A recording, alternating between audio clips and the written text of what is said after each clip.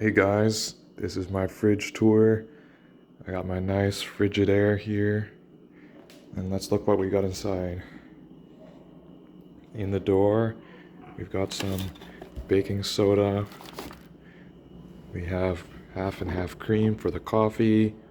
We have some Heinz burger sauce, which has lasted us a long time because it's weird.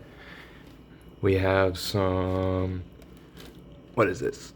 Quick rise instant yeast and marshmallows. We have the good juice that everybody loves. Oh, and don't forget the Rubik's Cube over here. Some milk, mayonnaise, ketchup and mustard. And then we've got some yogurt, sour cream, and all kinds of other store-bought goods. And then in the top, we have some frozen water,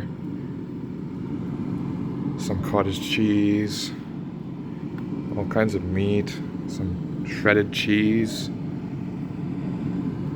and in the door some ice packs and other spices stuff. Yeah, thanks for watching, guys. Come back next time for another fridge tour of somebody else's fridge.